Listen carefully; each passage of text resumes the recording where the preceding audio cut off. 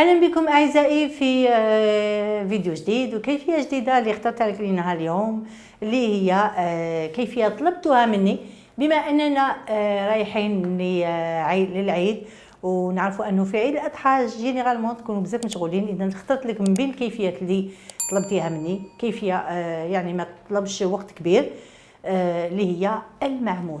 اذا راح نحضروا المعمول بسميد بيان سور، ونحضروه على طريقتي. انا مزجت شويه من بين الكيفيه. نعرفوا انه المعمول هو كيفيه شرقيه، خاصه سوريا ولبنان وحتى الاردن وكامل، انما انا دخلت عليها شويه كيفيه تحضير حلوياتنا حنايا. يعني ما حاش تكون 100% المقادير يكون 100% معمول، بصح طريقه التحضير على حسب ما انا متعوده نحضره.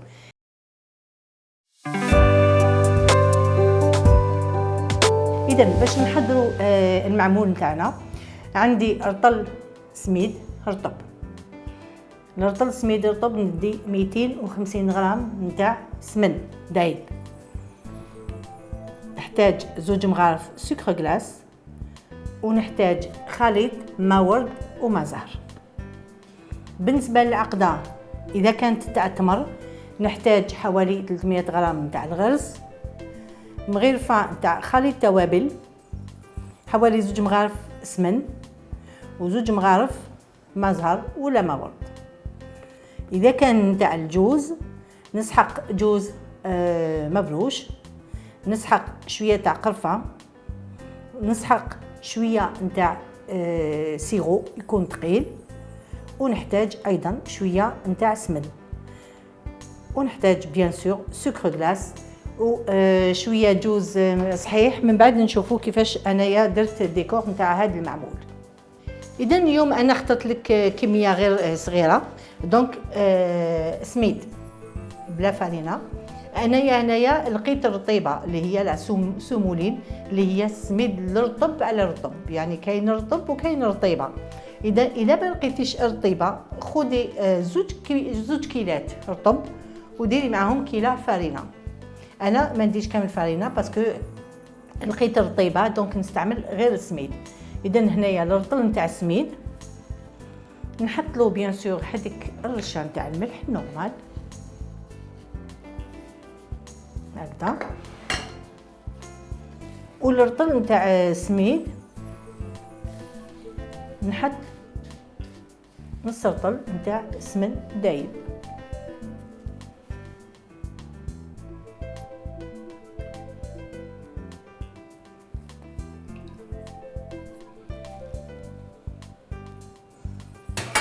ونخدم هاد السميد مع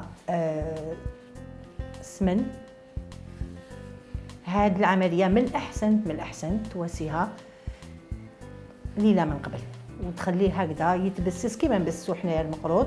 تخليه هكذايا مبسس ليله كامله باش فريمون هذاك السميد يتشرب كامل هذاك السمن، ولا على الاقل 5-6 ساعات باش هكذاك تبداي تخدمي فيه.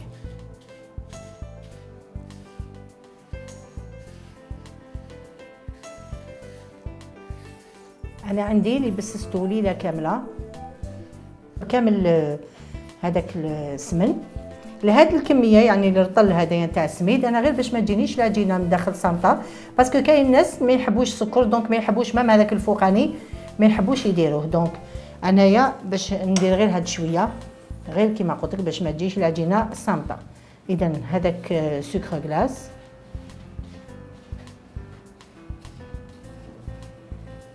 نخدمو مليح مع هذاك السميد.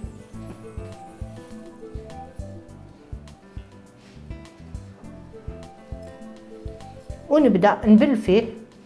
هنا عندك الاختيار بيان سور تبليه سواء بالماء ورد ولا ما زهر ولا خليط من الاثنين. انا نحب الخليط، انتي ديري كيما حبيتي.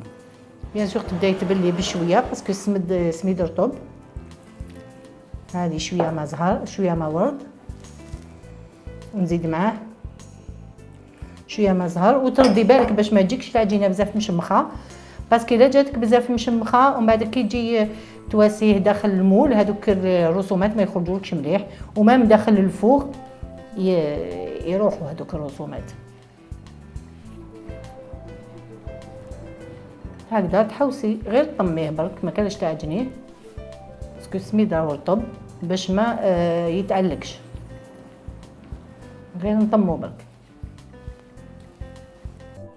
باش نشوف بلي العجينه ديالي راهي مليحه. هاي ليك نواسي لها هكذا تشوفيها ما تشققش، ما عندها راهي مليحه هكذا. خليها تريح حوالي 10 دقائق برك، من بعد ماشي 10 دقائق لو طون اللي نوجدو لي فارس.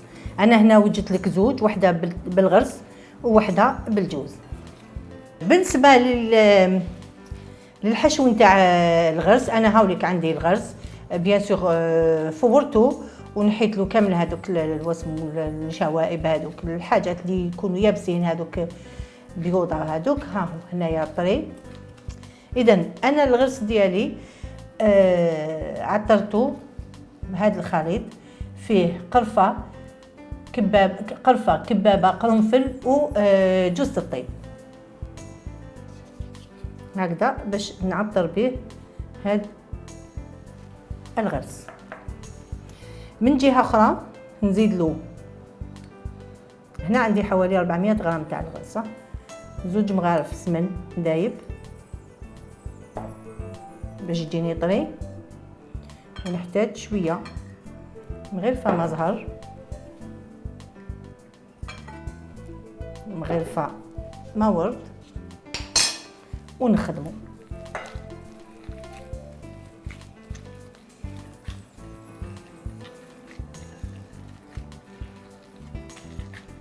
نخدموه حتى يدخل فيه كامل هذوك السوائل يدخلوا فيه هذوك التوابل.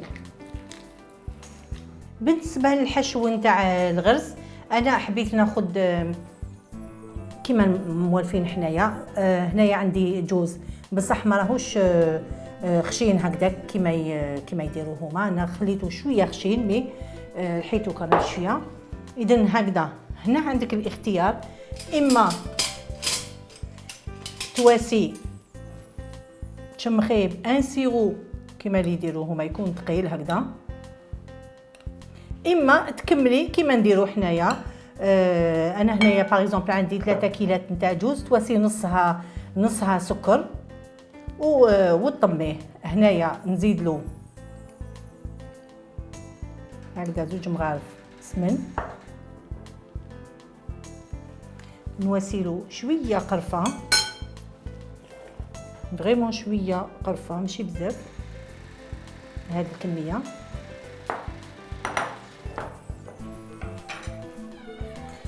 هكذا نخدم دابور هذاك السمن باش ما يفو با يتشمخ لي بزاف تاني. وهنا انا نواسي هذاك لو سيرو، بصح انتي كيما قلت لك الا حبيتي تواسي 3 كيلات جوز وتواسي نصها سكر وتشمخي بالماء ورد وما زهر، هذاك الشيء حسب تحبي. شمخ بشويه،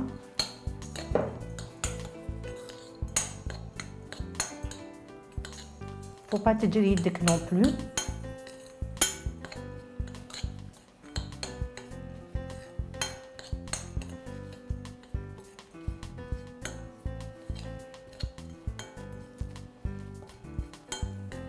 هكذا faut pas يتشمخي كمان بزاف. هنا من بعد ما كملت كامل العجينه تاعي، هنا هاوديك لو مول اللي عندي نتاع المعمول هذا بيسكي جاي هكذا. انا حابه نديرو تمر، عنده يعني شكل نتاع التمره، والاخر نديرو هنا. انا نستعمل الفارينه باسكو كي يكونوا هادوما هكذا يبانوا الشقوق ديالهم، الرسمه ديالهم تبان بيان. معليش كي تستعملي هذاك ساشي كيما يديروا كامل باش زعما باش ما يلصقش، مي كي تكون الرسمه هكذا وتزيدي ديري هذاك الساشي ما يبانش. دونك انا جو بريفير ندير الفارينه. دونك هنايا هاد اللي على حسب كل وحده والمول تاعها. انا هذه عجينه درت فيها 25 غرام، وهذه درت فيها والتمر درت فيها 15 غرام. بحال هكذا. ندخل التمر ديالي ونغلق عليه هكذا. كي تكوني تغلقي تضغطي عليه شويه باش ما ينشقش وما يتحلش. الوغ ندير الفرينه جو بريفير باش هكذاك ناخذ احتياطات باش ما يلصقش. معليش نعاود نرجعو هكذا، نضغط عليه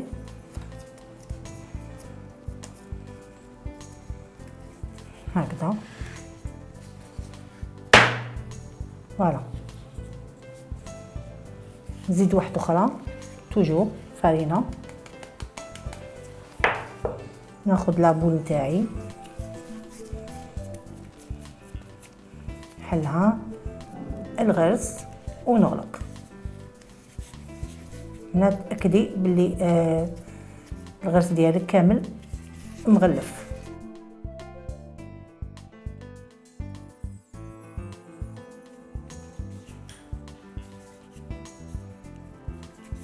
هنا تاني كي تكوني رايحه ديريه داخل لو مول، شوفي هنايا هدايا وين يبان لك بلي ما كاش بزاف الغرس، هذاك اللي ديريه من الفوق باش هذا اللي فيه العجينه اكثر باش ما يخرجلكش هذاك الغرس على السطح.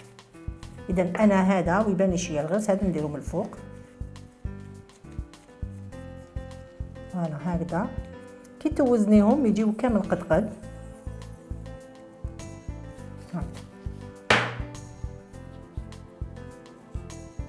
بالنسبه لهذه المدوره، انا العجينه ديالي حسبتها 35 غرام، وهذه درتها 20 الجوز.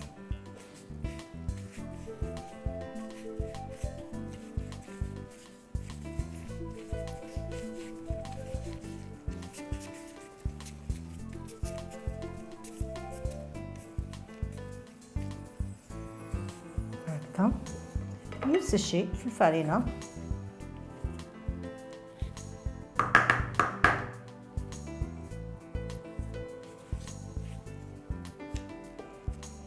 ونضغط عليها هنا. بعد ما بون بيان سور بديت تشكلي كلش. هنايا انا حبيت نزينها هذه تاع الجوز بالجوز. هنا تاخدي لي سيرنو هادوما اللي ماشي مكسرين، كي تكوني تشكلي فيهم ديريهم داخل الماء. لي سيرنو ديريهم داخل الماء حوالي نص ساعه، من بعد قطريهم ومسحيهم. علاش نديرهم داخل الماء؟ باسكو كي يكونوا مشمخين لو طون اللي يطيب لي هدايا ما يتحرقوش، هما يبقاو هما على حالهم. انا باش نلصقها عندي هنايا فقست حبه بيض واسي شويه غير بياض بيض هنا، ونلصق عليها هذاك لو سيرنو هكذا. فوالا هكذا. من بعد طيبيهم تحطيهم في فرن متوسط، انا درتو 160 وخليهم حتى ياخذوا تحميره.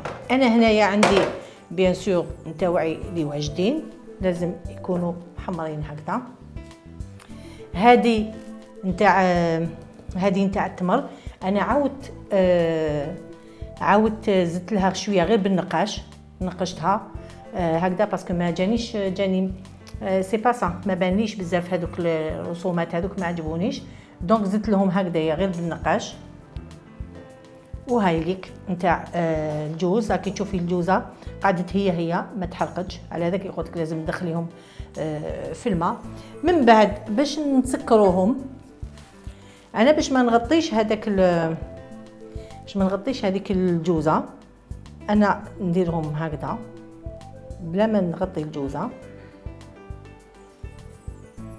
هكذا، ومن بعد نمسحها هكذا باش هذوك الخطوط يبقاو يبانوا هكذا.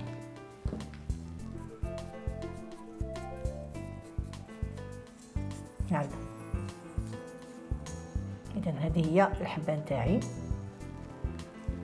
نفس الشيء هذه نتاع الغرس، هذه وسيت لها كامل، رمتها كامل السكر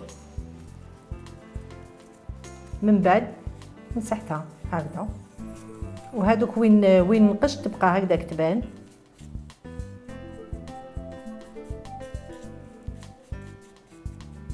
فوالا. طبعا انا هذه فكره نتاعي، نتيا ديري كما حبيتي، ربما تحبي ترمديهم كامل، ربما تحبيش ديري هذيك الجوزه، تقدري تواسي هذيك الجوزه من الفوق و تواسي لها ايضا، ما ترمديهاش سكر، غير هذيك الجوزه جوزي عليها شويه نتاع لا جولي تخرج هكذاك تبريي هكذا، ونمسح لها هذاك السكر الزايد.